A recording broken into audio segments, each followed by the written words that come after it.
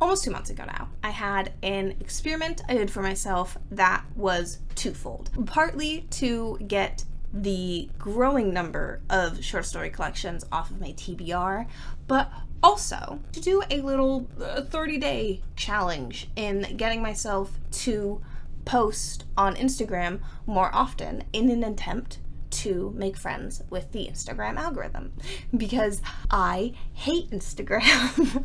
The goal was to read a few stories every day, basically until I have enough to talk about, and then make a short out of it. And every 5 days, I would give myself a bit of a break. And right before I started, my husband also realized that it might be smart to actually post them on YouTube. So hi, there is a playlist created if you're interested in that, but I'm also just gonna talk about pretty much everything in this video. I'm not trying to make numbers. I mean, this has been a blast of a hobby, and I'm having a lot of fun doing it over the last 6 months. But before doing the short stories, especially, I was really struggling to find people I would connect with. So that's where we are. Let's go back to the end of April when I started this whole thing. I check in a few times throughout the month when I finish books. So we'll come back here when I'm done with that, and then we'll talk about the books that I finished at the end.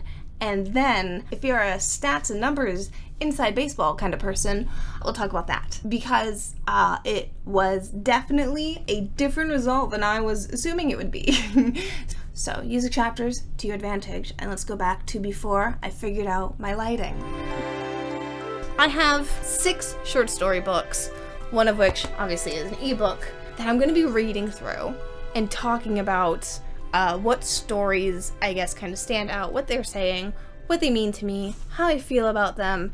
It's just a shorter version of vlogs and more daily. So the books that I have, I guess starting with the ebook, is Harlan Ellison's Dangerous Visions. It's a collection he's edited, not written. I don't know a lot of sci-fi authors that I like, so that's part of why I've chosen to do this. Additionally, he's a well-respected sci-fi author, so his comrades also writing a book, it interests me. I've also picked up Shirley Jackson, The Lottery and Other Stories, largely because I haven't actually read The Lottery. I've been wanting to read more Shirley Jackson. I've only read We've Always Lived in the Castle. I don't know anything about her short stories, but now that I've read a couple since we're a few days in, they feel like Twilight Zone episodes. Very mini snippets of Twilight Zone episodes. We've got Her Body and Other Parties by Carmen Maria Machado, who I've earlier this year, read in the gay reading vlog. And I really liked her essay of Jennifer Bodies and bisexuality. It's also only 8 stories, so I might actually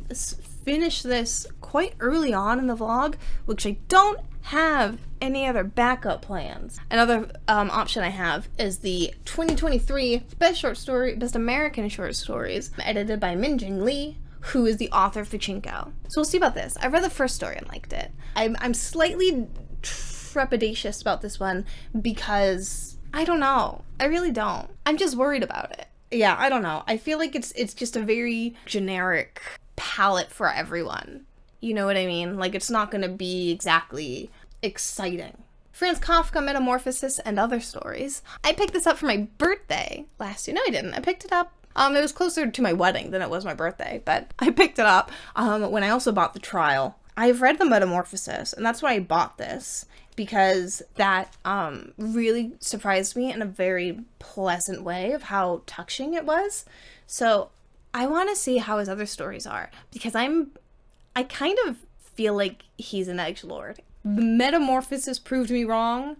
I feel like the trial proved me a little right. As satirical as it was a little too satirical and tongue-in-cheek. Lastly, Aimee LaBrie's Wonderful Girl, that I bought immediately after reading Rage in Other Cages in my other reading vlog. I don't have much to say about this one quite yet, except for the fact that there's a note in this to a Miss Corey. They wrote a note saying, please switch majors out of engineering immediately and write poems instead. Which is really cute, because the letter that came with the book that I'm reading using as a bookmark is Corey's graduation letter from engineering.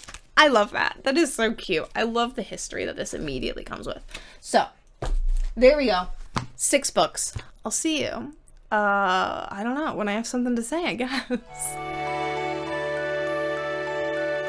Today is day 13. And I finished 2 books, one of which I DNF'd. So the intro to this, or the foreword, is written by the series overall editor, which is Heidi Pittler. In her foreword, she talks about how there were more stories in 2023 that were written in the second person than she's like ever seen, but then goes on to say that none of the stories in here are in the second person. So it feels like a weird you sequitur that she's like, oh, COVID affected our writing styles, but you won't be able to tell by reading this. So that was weird, but fine. And then the intro is by Min Jing Lee, and moving from Seoul to New York and writing short stories, and how that was harder to do than she expected, creating a believable fictional world only within so many words. And then the first story is Tender by Charlene Bazile, and I liked that. And that was the only story in this that I liked. Reading me 30-40% of it, I just didn't give a shit. Not that these are bad stories, it's just they're like objectively good, not sterilized, but just kind of generic. Like, they're not fun. I read a couple and really struggled to force myself to pick it up again, and then I'd read a couple and still have nothing to say, and then I'd read a couple and I'm like, no, I need to stop. I've been doing this for almost 2 weeks and I have nothing to say outside of the first story. But with Tender, it was very it was sweet. It was about Black girlhood and seeing her friend, seeing the only other Black girl at her school as a means to an end, pretty much, to not feel lonely for both of them, and the transition to seeing her as an actual person. So that was nice. I liked that one a lot. I really couldn't tell you about any of the other stories. I just had nothing remotely interesting to say. Yeah. So this is a DNF, unfortunate. I may need to find another story to replace it, because the whole point was that I had 6 books to pick and choose from. 5 isn't too bad, but now we're down to 4, because I finished this one. And again, I'm finishing it on kind of a negative note. Her Body and Other Parties by Carmen Maria McShadow has one story in it that I really liked, which was Inventory. And it's told through the perspective of a woman listing out her sexual encounters, and within that, telling the story of a pandemic breaking through or spreading around the world. And this was written in 2017, so to be fair, she was doing this before it was cool and relatable, so I can't complain too much about the fatigue of a virus breaking out. It felt... This is going to be really mean, so if you liked this book, I apologize. But I do acknowledge that this was significantly just not for me, in the slightest. Not every story, but most of these were about sex, if not in some way her body part of the story was in relation to sex. And it's kind of like you're not beating the allegations that a woman's body is used for anything else other than sex. And the only excuse I can think of is that it's the argument that women's bodies is viewed that way. But you don't need to say that. I think we know that. Your target audience is women. And maybe it's more relatable to other women. It hits home or something. I saw a review of this book, though, that I really respected, and said that it felt like an orgasm with a straight face. And to her credit, I think that was the point. But again, just because it's not lustful doesn't mean it's still only being used for sex. So this was not only exhausting, but very disappointing.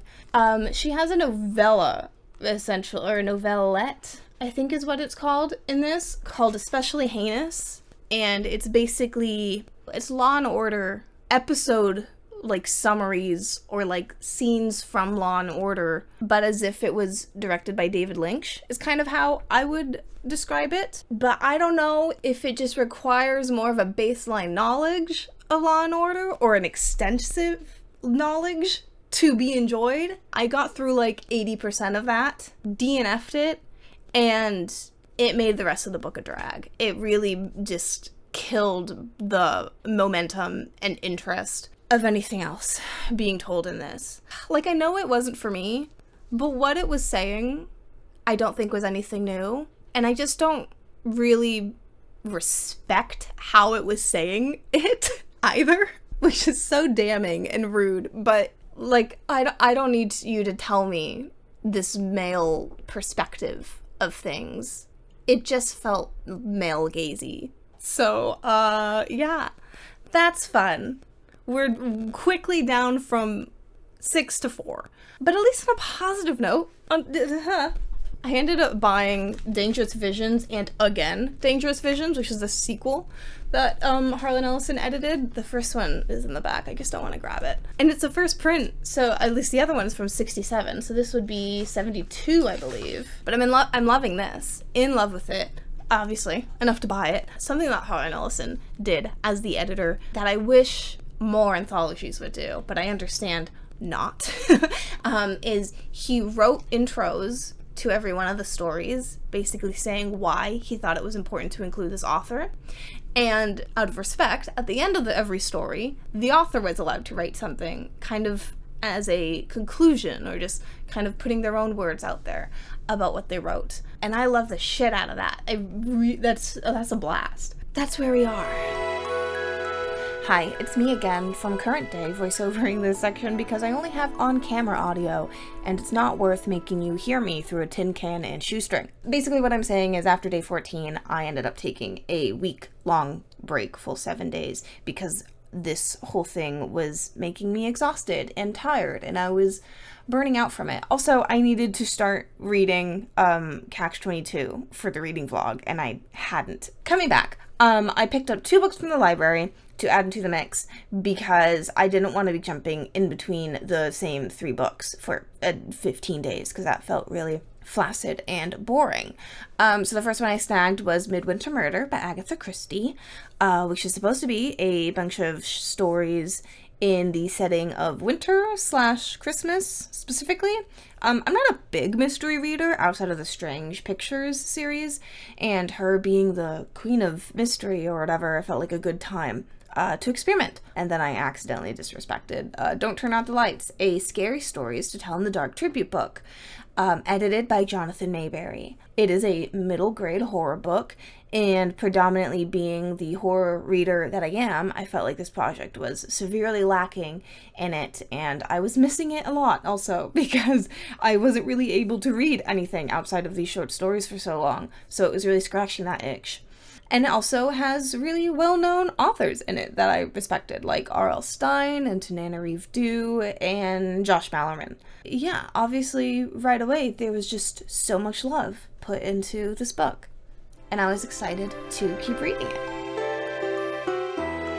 So we are coming up on an end, and I realized I didn't update you for Midwinter Murder. And so the first one is 3 Blind Mice. This couple buys a home and decides to make it like a bed and breakfast, and then they find out that their home is linked to a suspected upcoming murder. I finished this short story and didn't really care from beginning to end about anything. So I read the second story and DNF'd it because I continued to not care. And then I read the third story and realized I was like 45, 50-ish% of the way through the book. Realized I had felt nothing but boredom. So I just stopped the whole book. And that was that. So Agatha Christie's not for me. It's pure mystery. And I am not into mystery enough to appreciate it, to like just be that. So that was a little expected, I guess, in hindsight, but severely was not for me. So that was that failure. Shirley Jackson and the Lottery. No, The Lottery and Other Stories by Shirley Jackson was more for me. I love Shirley Jackson's writing so much, but my issue is that I want to be drowning in these worlds that it takes place in, and I, by the nature of it, can't really do that with short stories, and she had a lot of short ones. Majority of the ones in this book were fairly short, so if anything, it's just reinforced the fact that I love her novels. The thing I love about her writing is that I said in the short that it requires you to shine a flashlight at the text to be able to read in between it and in the shadows of what the text is actually trying to say with a lot of her stories, and that's what's so fun about it. It's extremely demanding of the reader for you to be an active participant in the story rather than letting it wash over you. I'm trying to explain this, but I have no train of thought today. Goodness gracious. Ultimately, some of my favorites in this were the longer ones, like The Demon Lover, Flower Garden, The Tooth, and I mean, of course, The Lottery. But to be fair, this was the first time I read The Lottery, and the only reason I knew the ending was because of the Eye of the Mouth video game. and I think it makes sense why The Lottery is so famous compared to all these other stories, because it's kind of the opposite of what I was just praising her writing to be, and that it's the story is right there on the text. It's very blunt. There's no need to dissect it in order to enjoy it, but there is more to get out of it thematically if you do. Yeah, this is a terrible check-in, but my brain is like mush. So I finished Aimee LaBrie's Wonderful Girl, and I'm doing this before I shoot the short, so I don't get confused over what I've said already. Overall, it makes sense that it feels like the younger sister to Rage in Other Cages. Because this came first, and also that one is just so firmly planted, I feel, as being about womanhood. And this one is a little more, it's not all about young girls or just girls in general, but it is in maturity. The women in here do feel more immature and less overall stable and less concrete. That is to say, this one wasn't for me totally. And what's weird about that is that the last chunk of stories that I read today do feel more like my flavor that I like. Like, A Tribute to an Optometrist feels like something that is so concretely Aimee LaBrie's writing that that's something I would tell someone to read, to be like, do you like this or not? If you do, then I would check it out. Where it's just these like constant, intrusive, very real thoughts. But there's a good amount of sibling stories in here as well. So heartbreaking of, you know, wanting to love your sibling and them being that constant love and rivalry, or when a parent dies and seeing them in your sibling and kind of taking it out on them. Like, I really liked those stories. Like, so I don't feel like this is more toned down. I don't know, maybe it's more palatable is the best way I could describe it, but it is just a general literary fiction, to be fair. It's just about womanhood or girlhood. Another book down. I think I have 3 more. Okay, dope. Let's talk about the books that I couldn't be bothered to film check-ins for by the end, because that last week I desperately didn't want to be filming anymore and was burnt out and tired and was hating myself for thinking 30 days, that's normal. So first we have Kafka, and not to bury the lead, I don't think I like him. I think I had said, but I've read The Metamorphosis and The Trial and had very mixed emotions between the two, because I loved Metamorphosis. I genuinely so surprised that I did. And The Trial was very satirical, almost too satirical, I think. But on top of that, since finishing this, I've kind of decided that I don't like his political leaning stories, and not that they're bad. They don't resonate with me. They're nothing groundbreaking. They don't say anything particularly special, and so his more emotional leaning stories, like The Metamorphosis, are definitely my favorites. I kept very few tabs to save the stories I would potentially actually want to reference again. Yeah, he's a bit too much of the emo artist. I knew he would be. Like, there are some where they are about his depression, or it's commentary on that fact, but they end in a more positive light. Whereas, like, A Country Doctor is about his family calls a doctor or whatever. And the doctor's like, I don't see anything wrong with you. Something must be wrong with you. And he's like, oh, just leave me alone. It's fine. And then when the doctor sees that he has this, like, gaping maw on the side of him, then the doctor dismisses it. And he's like, oh, you're fine. Like, this isn't even that big of a deal. And now that he's actually be listened to. He tells the doctor that he's like, please just like, I need help. And it was, I think, very obviously an allegory for depression of like, you may not always see it, but they can tell something's wrong. And when it's like, oh, you're just sad, get the fuck over it. From the boy's perspective, he's like, no one's going to take this seriously. Just leave me alone, let me die. Oh, you can tell that something's wrong with me and you can see what exactly that I'm struggling with. Please give me help. So that was obvious.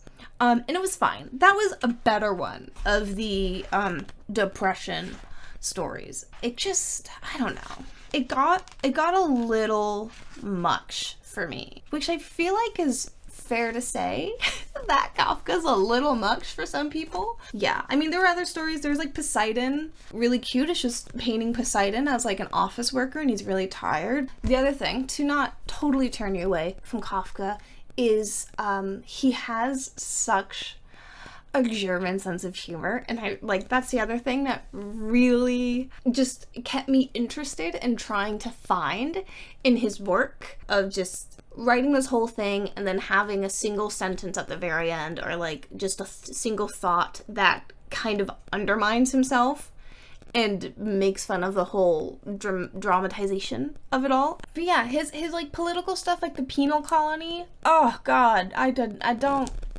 just didn't care. I really wanted to. So there are some wins, mostly loses though. Pretty sure I said in the short that I was like, I'm not gonna read him, I think, ever again, unless someone I trust tells me to read something else. I also finished Don't Turn Out the Lights, which was a mixed bag, but I just respect so much what it was doing and what it was trying to be and successfully being, that the stories I really didn't like, I can't help but look past. So this is an extremely biased recommendation, that if you are looking for something that fills that gap of scary stories to tell in the dark and potentially goosebumps, and this is fun. This could be it. Because I didn't read as a young adult in the slightest outside of book reports. I have no nostalgia for that like era of, or even that style of writing.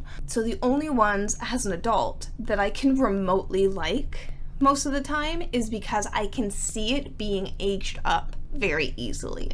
And the latter half of Don't Turn Out the Lights specifically did not have that a lot of the time, I feel, so that's why I didn't like a lot of them. So let's see, in order of appearance, the funeral portrait and the carved bears, the carved bear, both had extremely similar concepts, in that an object is capturing the subject. And it was very weird to put them next to each other because they were so similar. That being said, the funeral portrait did it far more successfully, in my opinion. The carved bear wasn't bad, it was just not as interesting. And again, if they weren't literally right next to each other in the book, maybe they both would be wins. But oh well. The Golden Peacock was nice. That's it's a classic story of a kid seeing a ghost and the parents not believing them until it's too late. Strange Magic was a fantastic introduction to body horror. This girl wanted to buy a violin. She didn't have the money. The shopkeeper said, I made this violin with the help of my wife. Here you go. And so every time she plays it, she hears something that shouldn't be there. And describing it as body horror probably gives it away. But I had a lot of fun with it. It was cute. Now, The House on the Hill. This was the first story in the book to actively piss me off. The dialogue was awful. The writing wasn't great either. Also, the dialogue was awful. Tag You're It and The Ghost in Sam's Closet. These two felt the most classic scary stories / goosebumps.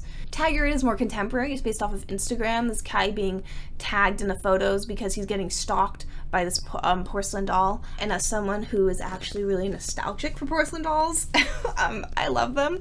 I don't find them creepy at all in the slightest, but I understand other people do. That was a fun one, while also being genuinely spooky. The Ghost in Sam's Closet, however, less spooky and more making fun of itself, but it was a good breath of fresh air. Oh, The Umbrella Man was another one that felt very classic scary story to tell in the dark, in the fact that it wasn't actually scary.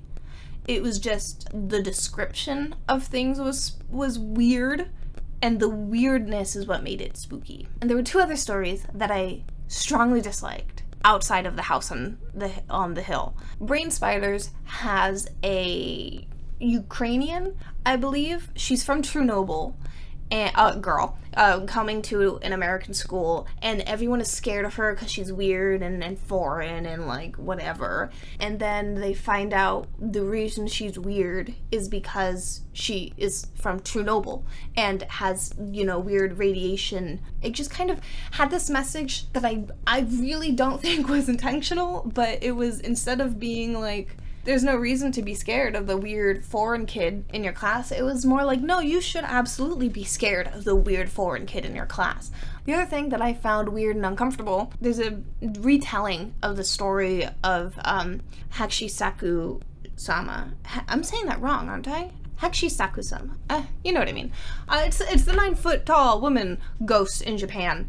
And she's a popo, and she tries to eat you, or eat children, I guess, specifically. So this retelling is by a white woman who puts Hachi in a car.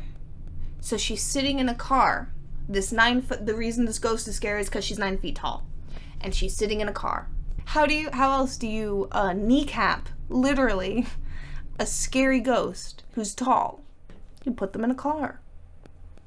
Spooky. Fucking hated it. Really upset me. So yeah, that was Don't Turn Out the Lights. Very divided in terms of story as far as adults can enjoy it. I think as a middle grade horror book, it's a pass. And I really admire what it was doing. So finally, before we get to the stats, I didn't actually finish Dangerous Visions, edited by Harlan Ellison, 33 original short stories, because I was too burnt out by the end. I still actually haven't read the last 3 stories, even though I finished the story like 2 weeks ago. I'll read them at some point. I will. Similarly to Don't Turn Out the Lights, I felt like the latter half kind of dragged ass. I really wasn't into what it was doing at all in the second half. There's a lot of stories that were original at the time, but now they're kind of not fun to read, like a god being a computer, or everything being perfect and therefore everything is boring. But the first half had more experimental stories I really enjoyed.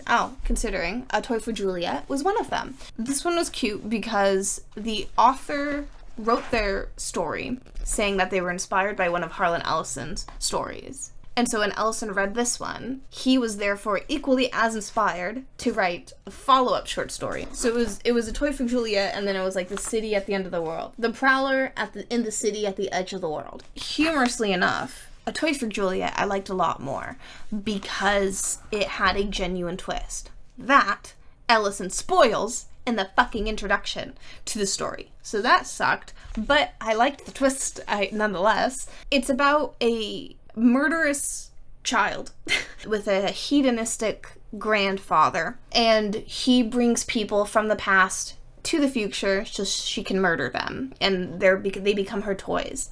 And so the Prowler in the city at the edge of the world, still a terrible name, this is about the toy, the last toy that Juliet plays with. It's one of those stories that I respect it. Like, I'm like, yeah, okay, cool. And then in his afterword, it kind of clarifies some things that made me respect it more. And I don't want to say it because I don't want to ruin any reason to read the short story. Oh, there's also an extremely Dadaist story in here called Riders of the Purple Wage. Awful, terrible time to read. Had a blast. It was hilarious. I hated every second of it. It was fantastic. What can I say? Overall, mixed bag, but the introduction to this, as extremely long as it is, or at least in the ebook, because this is an original printing, so it doesn't have all of the additional reprint introductions. But from those, it gives a lot of insight in the fact that you can quite literally draw a line of the speculative / science fiction timeline of before and after Dangerous Visions was published, because this was so important to authors getting away from self-censorship in their works. I love owning this. even if it was a lot of mixed emotions. I am so excited and proud to have this. Oh my god, but there we go. I'm finally done talking about these books. So let's talk about the stats. So in terms of number of short stories that I read in roughly 30 days, including the Kafka stories that are basically like a paragraph long. The book counts them, so god damn it, I'm gonna count them. There were 44, there are 45 in here, but not including Metamorphosis. Shirley Jackson, I read 25. Aimee LaBrie, I read 16. The best of 23 or whatever it was, I'm gonna say I read 5. I truly do not remember. Macchiato, she had 8 stories in that book. Ellison, there's 33, but I didn't read 3 of them, so 30. Don't Turn Out the Lights had 35. And Agatha Christie, I'm gonna say I read 2. I read 1 fully, and then I read half of 2. So I'm gonna put them together as one. That totals 165 short stories in 30 days. Can you tell now why it burnt me the fuck out? Because I'd read stories, I'd read like 5 stories sometimes, and be like, I have nothing to say about any of these. And I just have to keep reading because I can't. I mean, I could, but I'm like, I'm not gonna make a fucking reel and be like, I read pages 40 to 60 today and got nothing. See you tomorrow. So, like I said, originally, the point of this whole thing was Instagram. I don't think things have actually changed since starting and ending this experiment. I will say it was very nice to not have to worry about posting anything because I already had my whole thing like planned and whatever, so that was great. But I don't think I gained any followers from this project. So views wise, no major changes. From beginning to end, there was the occasional like flop of not breaking 100 views, and like maybe that was just the time of day I was posting it. I don't know. Instagram counts like a second of watch time as a view. Because of that, the watch time was an average of like 3.5 seconds, maybe. I got some that were like average of 5-second watch time and others that were like 2.8 on a 2.5 to 3 minute long video. So comfortably, I feel I can say Instagram did nothing.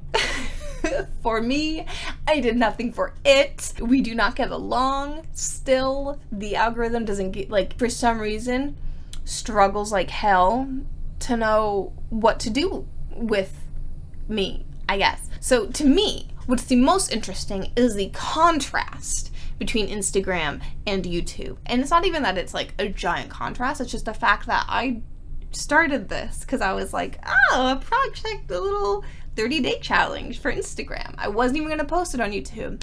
YouTube was far more successful. I did, at least in the first couple of weeks, gain like, I don't know, 9 subscribers, which is, again, more than nothing. So if you're one of them, shout out to you, what's up? But yeah, so views on shorts, Instagram doesn't give a shit. If you look at it, if you click on it, it's a view. On shorts, you have to stay for 3 seconds, and then it counts as a view. Because YouTube doesn't inflate their fucking numbers. The views were lower than Instagram. Only, I think, once or twice I broke 100 views. But again, the numbers are filtering out the people who immediately swiped away. So considering that, these numbers are still better. There's like the odd dip and spike in the beginning, and I think that was because I figured out, I think, titles that start with like day X out of 30 people are more interested in than actually me trying to make it interesting. So I quickly stopped trying to make it interesting. Also, towards the end of it, YouTube really punished me. No one was looking at these anymore. More no one than before. And it could be because people were seeing the higher number of like day 25 out of 30. No thanks, there's no fucking point. Like, that can be a possible factor. I just kind of don't think so. So the other thing of like actual views, people watched more of it on YouTube than Instagram, which again makes me feel like the algorithm of YouTube is far more sophisticated. It knows what people actually want to watch, and connecting the creators and audience significantly better than Instagram. Because to me, that was the most interesting part, is that people were actually watching my videos on YouTube, where Instagram, I was kind of like, the odd person maybe watched half of it, I feel. Yeah, in conclusion, I guess, I'm happy to be on YouTube. Thank God. It works for what I actually like doing. I don't like being online every day. I really don't. And YouTube doesn't punish me for not wanting to. And even now, honestly, I'm like kind of struggling to go back to Instagram and be like, fuck, I have to fucking post. Even though I don't. Like, no one's making me do this. I would never do this again. I would never suggest anyone to do this. 14 at the max. I think 7 is a good number. 14 at the max. Because at day 14, I was over it. I was ready to expire. I'm proud of myself for pushing through and not quitting, but I'm also proud of myself for taking the break when I needed to. And that's it. I read some flops. I read some successes. Let's be honest, I mostly read flops. But yeah, I don't think I'm going to be reading anything shorter than 100 pages for a while.